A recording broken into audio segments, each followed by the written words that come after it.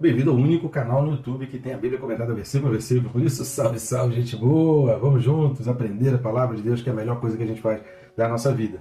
E nesse vídeo a gente vai pensar a respeito do seguinte: aos amados de Deus, chamados para ser santos. Vamos pensar um pouco mais sobre isso, então não sai daí, querido. Fica comigo até o final. Vamos junto?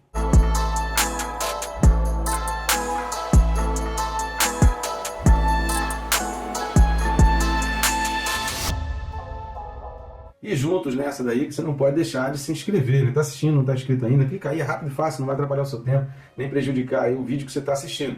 Clicou no botão inscrever, clicou também no sininho, pronto. Você está inscrito no canal e vai ser notificado a cada vídeo novo que vai ser colocado aqui no canal.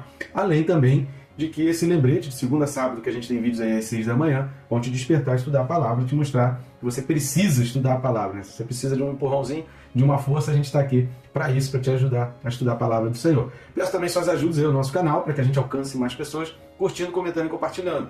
O YouTube tem todo aquele cálculo, aquele algoritmo, ele quer atrair cliente, né? A rede social nada mais é do que ferramenta de venda.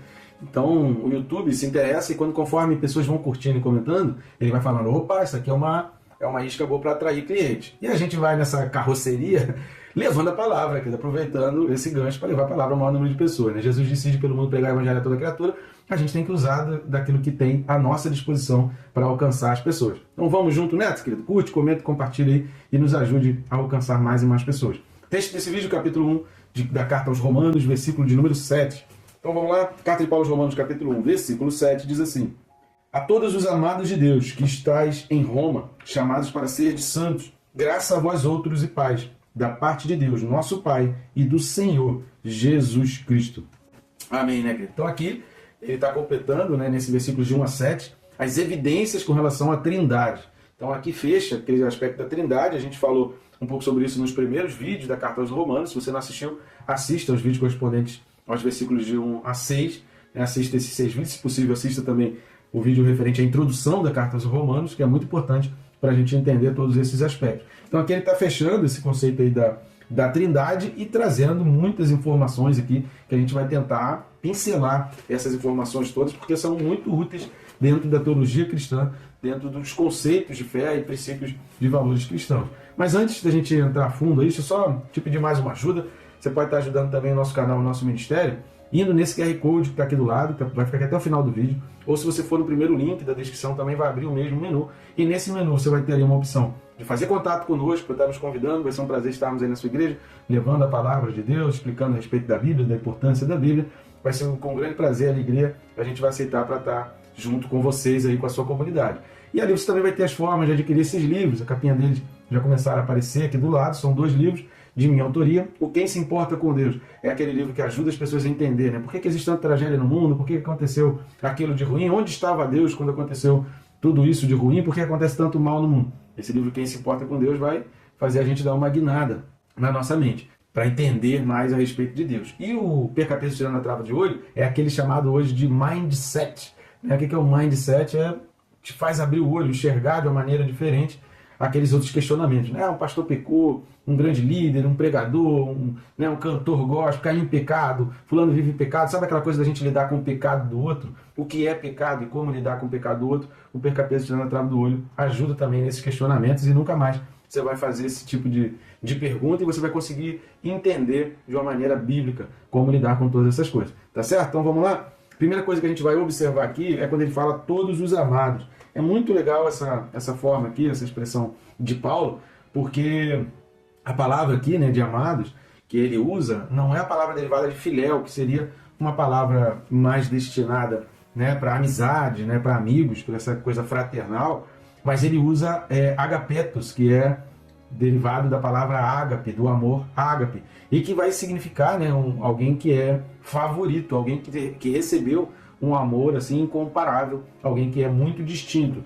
Então essa expressão, a todos os amados, ela vai designar esse aspecto de pertencimento, de aceitação, de inclusão em algo que é tão especial. Isso vai fazer todo o sentido das 2 vezes que ele usa a palavra chamados, no versículo 1 e no versículo 6, que ele usa essa palavra chamados, indicando esse convite todo especial para um grande banquete. Então quando ele fala todos os amados, está em concordância com esse mesmo sentido, porque não é um amado simplesmente fraternal, porque convive, porque é um amigo, mas é alguém que recebeu um amor assim incomparável, foi alcançado por um amor incomparável. Então, para quem está recebendo essa carta, lendo isso, ou convivendo com alguém que chama esse tipo de amado, né? Talvez na língua portuguesa isso se perca um pouco, porque a gente não tem muita distinção das expressões de amor, né? Não existe eros, filéu e ágape, como existia no grego.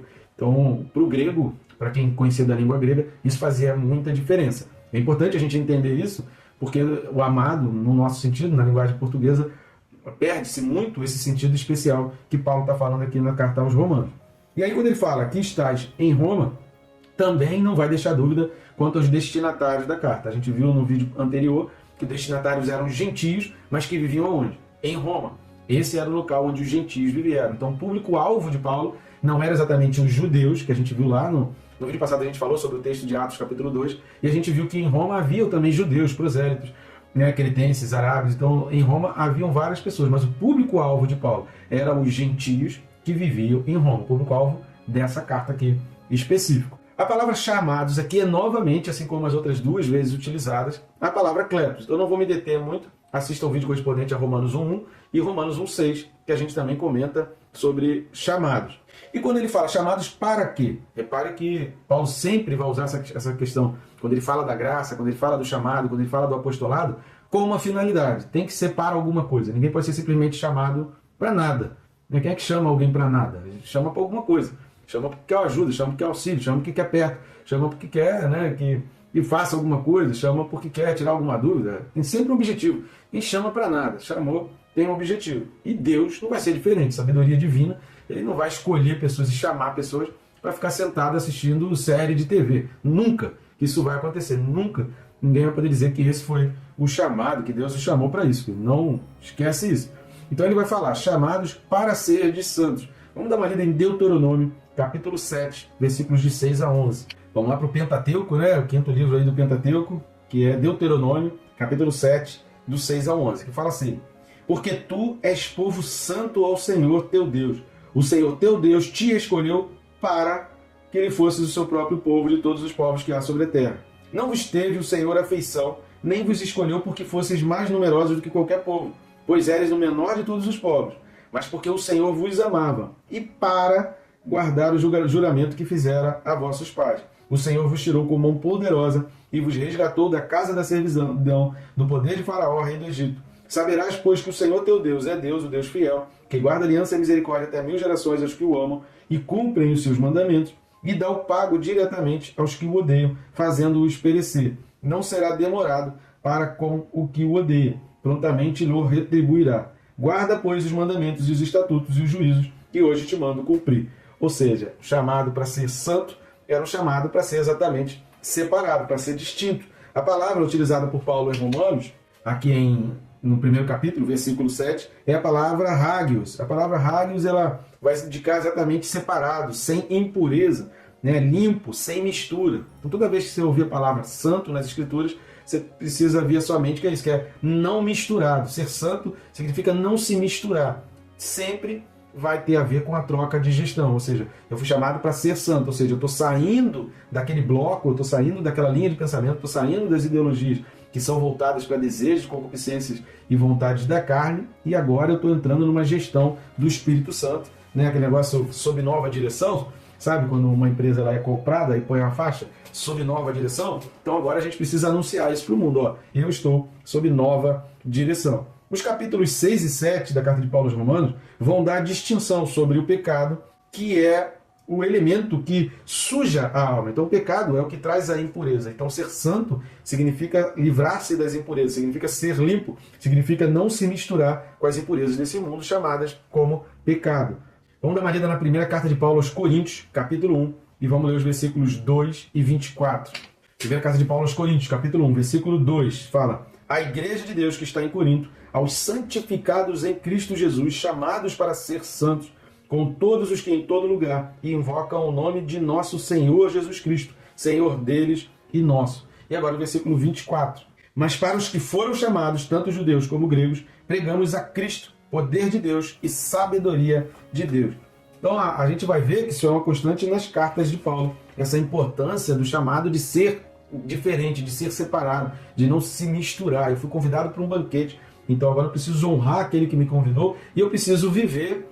E aí, como todo banquete, como toda festa, tem os seus pré-requisitos de vestimenta, né, de comportamento, de maneira de se lidar, de se comportar na festa, porque você não vai desonrar aquele que está convidando, você não vai desrespeitar, você vai se policiar para você não fazer nada que envergonhe a festa daquele que te convidou. Se você está tão feliz com aquele que te convidou, né, se você é grato àquele que te convidou, você vai fazer o possível para que a sua presença ali, abrilhante, torne aquela festa, então, ainda mais bonita, ainda mais atrativa e ainda mais interessante para quem está participando. Estão entendendo? Então esse conceito de chamado de Paulo vai envolver tudo isso. Para eu fazer isso, eu normalmente não vou fazer ali naquela festa o que eu faço em casa, o que eu faço sentado no meu sofá. Então tem coisas que eu vou fazer na minha particularidade que eu não vou fazer ali. Esse conceito aplicado à vida espiritual, ele faz todo o sentido, porque há determinadas coisas que eu fazia antes, que na minha vida, no meu íntimo, eu servia, eu realizava, e que em Deus eu não posso fazer, eu não posso realizar, e eu não vou querer fazer isso para entristecer ao meu Senhor. Então eu preciso fazer essa troca de gestão, eu preciso fazer essa substituição das vontades, e eu preciso fazer a substituição dessa direção sobre a minha vida. Então nessa carta de Paulo aos Coríntios, a primeira carta, capítulo 1, a gente vai ver sobre essa troca de gestão na vida de todos os crentes, e que isso nos coloca como consagrados a Deus. A gente vai ver esse aspecto, esse conceito presente na carta aos Romanos. Em Romanos 8, 28, Paulo distingue que o chamado dos santos não é para os seus próprios propósitos, mas para o segundo propósito de Deus. Vamos dar uma olhada lá, Romanos 8, versículo 28. Carta de Paulo aos Romanos 8, 28 fala: sabemos que todas as coisas cooperam para o bem daqueles que amam a Deus, daqueles que são chamados segundo o seu propósito, não segundo os seus propósitos. Porque se fossem os seus propósitos, seriam os propósitos daqueles que foram chamados. Mas nós não fomos chamados, aí é que a gente precisa sempre entender. O conceito de Paulo, de fé, de graça, de apostolado, de chamado, é sempre para uma finalidade, é sempre para executar, é sempre para fazer, é sempre uma capacitação, um novo direcionamento, uma nova gestão de realização, de atitudes, de atividade. Então sempre você vai ver nas cartas de Paulo, não só em Romanos, mas sempre você vai ver o conceito de graça, fé, chamado e apostolado como algo ativo, algo que impulsiona, algo que move, e não uma carteirinha que eu vou ter e vou me transformar num agente secreto e ninguém precisa saber. Eu vou continuar bebendo, eu vou continuar adulterando, eu vou continuar fornicando, eu vou continuar na lascívia, eu vou continuar na pornografia, eu vou continuar roubando, eu vou continuar passando a perna nos outros, eu vou continuar mentindo, mas eu sou salvo, porque um dia eu levantei a mão, então ninguém rouba a minha salvação, porque uma vez salvo, salvo para sempre. Então eu continuo no pecado, porque eu já sou salvo e eu tenho a minha carteirinha. Isso não é bíblico, não existe respaldo bíblico em momento nenhum, em livro nenhum na Bíblia para isso. Então você vai sempre ver, se você é salvo, se você tem a certeza da tua salvação, você fez uma troca de gestão. Ser salvo significa que você trocou a sua gestão. Ser salvo significa que você agora é um doulos. Então você fez uma troca de gestão. Você não serve mais a tua própria vontade, mas você faz a vontade daquele Senhor que te chamou. Assista o primeiro vídeo de Romanos 1, versículo 1, que a gente fala sobre o doulos, que Paulo está falando ali. Quinta coisa nesse versículo 7 de Romanos 1, 7. Graça e paz. Repare que ele termina falando, graça a vós outros e paz. Cara, isso é muito interessante porque a saudação judaica incluía a paz. Até hoje, né, eles se saúdam falando sobre shalom, né, desejando a paz para os outros. Então, a saudação da paz era uma saudação típica judia. Quando Paulo inclui nas suas cartas na saudação a graça, que é o caris, ele está dizendo, ele está trazendo na saudação a especificação de que a salvação é para todos, tanto os judeus quanto para não judeus, porque a palavra gentio, ela na realidade ela caracteriza todos aqueles que não são judeus. É como se o mundo tivesse dividido em dois blocos, né? Um que são judeus, outros que não são judeus. Então, aqueles que não são judeus são chamados de gentios. Todo mundo que não é judeu é chamado de gentio. E aí Paulo está falando que os gentios também foram chamados para essa salvação pela graça. Então, uns são salvos. E ele tem a saudação desejando a paz, que é a paz de Deus, que é a saudação judaica, e a outros ele saúda dizendo a graça. E a paz ainda é, né, a saudação judaica até os dias de hoje, e graça vai fazer essa junção. Ou seja, então é uma saudação grega e hebraica. É uma saudação gentílica e uma saudação judaica. E essa expressão ela é tremendamente inclusiva, e o cristianismo é a única religião na face da terra que tem como princípios e valores a graça, o favor imerecido, que tem como um princípio para a entrada o nome de Jesus, que anula, que aniquila, que apaga, não esquece, mas apaga todo o nosso passado e nos torna dignos de fazer parte de um corpo independente de quem a gente foi até ali. Então a única religião que faz essa essa associação e que fala de graça, de que existe um pecado, de que existe uma gestão que precisa ser trocada, é o cristianismo, a única religião que vai falar sobre isso.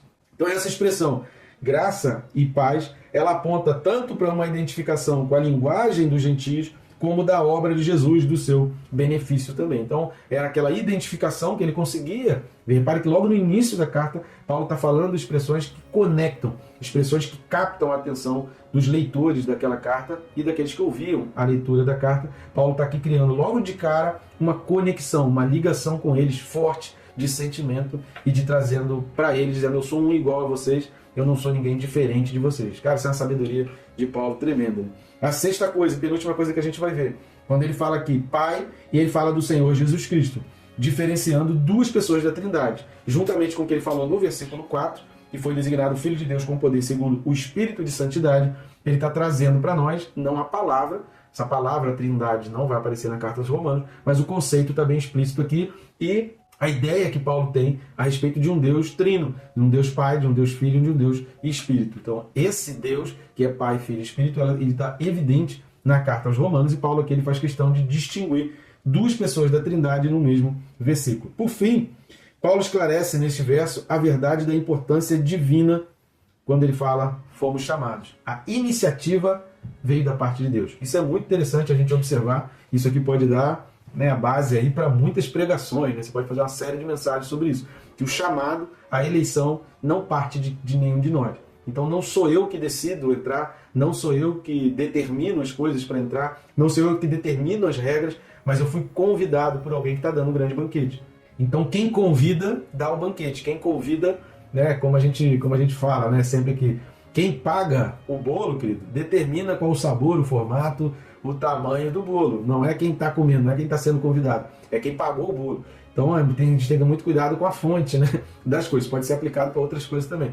Mas voltando aqui para o assunto do chamado, da eleição de Deus, a iniciativa partiu de Deus. Então vê que o próprio Deus tomou a iniciativa. Paulo vai falar isso também aqui aos Romanos, que ele nos chamou quando nós ainda éramos pecadores. Nós ainda estávamos envolvidos, como ele fala também aos Efésios, ainda estávamos mortos nos nossos delitos e pecados quando ele nos chamou, quando ele nos escolheu, quando ele nos viu e nos colocou, como ele fala também aos Colossenses, né? Nos tirou do império das trevas e nos trouxe para o reino do Filho do seu amor. Mas vamos dar uma lida em dois textos muito importantes para a gente entender esse aspecto desse chamado divino, dessa iniciativa que veio da parte de Deus, como Deus nos ama, como Deus nos quer, dessa graça de Deus, desse favor de Deus e de todo esse conceito que Paulo vai trazer em Romanos, que está sempre em concordância. A gente sempre fala isso. A Bíblia explica a própria Bíblia. Então, se você quer entendimento de coisas da Bíblia, vai para a Bíblia, porque ninguém é melhor para explicar os conceitos, os princípios e valores que ela está trazendo. Vamos dar uma lida então em Mateus capítulo 22, a gente vai ler do 1 ao 14.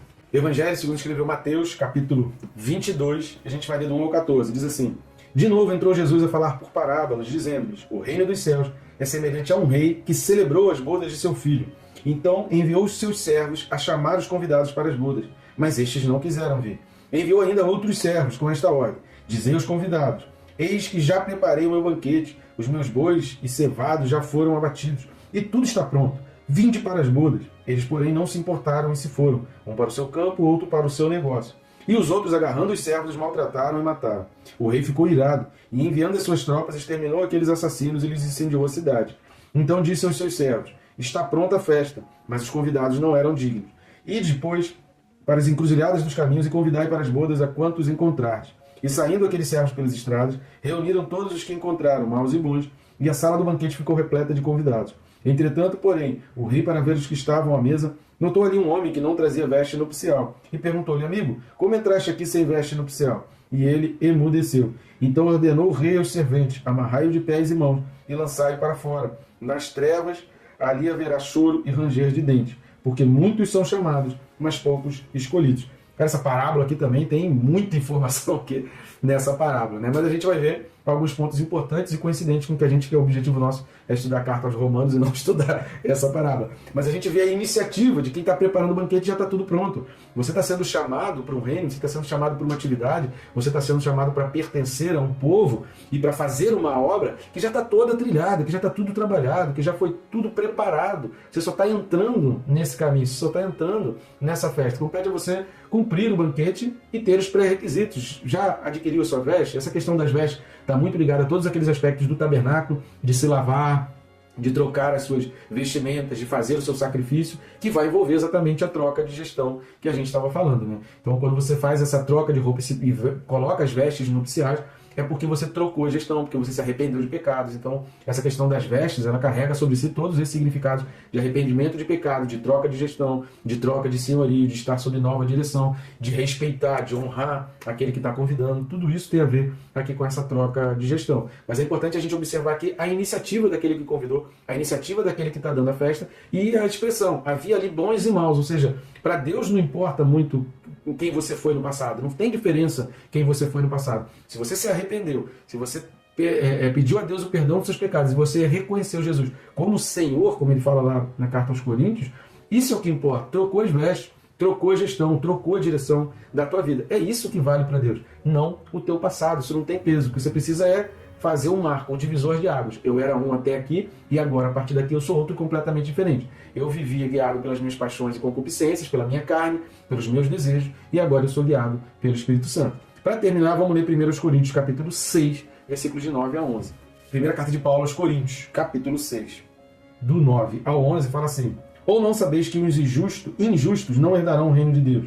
Não vos enganeis, nem impuros, nem idólatras, nem adúlteros, nem efeminados, nem sodomitas, nem ladrões, nem avarentos, nem bêbados, nem maldizentes, nem roubadores herdarão o reino de Deus.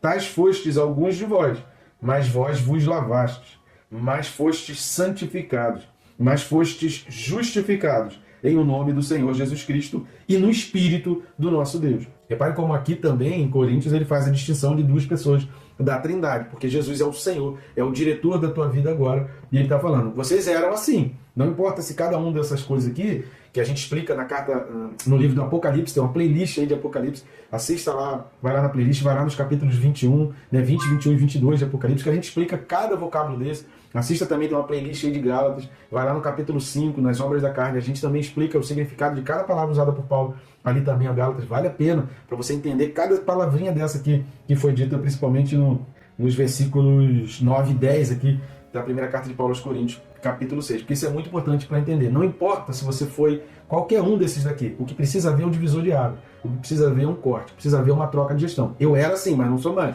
Eu fazia aquilo, mas não faço mais. Eu seguia aquele caminho, não sigo mais. Eu obedeci aquelas regras daquelas festas, mas agora eu estou numa festa completamente diferente, com regras completamente diferentes. Então eu vou me sujeitar, eu vou honrar, eu vou respeitar. Por quê? Se eu fizer qualquer coisa diferente, eu vou ser identificado, né? Porque notoriamente as pessoas vão identificar isso. Tá bom, gente boa? Muita informação, mas eu espero que vocês tenham compreendido, espero ter ajudado na compreensão desse texto. Que Deus te abençoe, rica e abundantemente.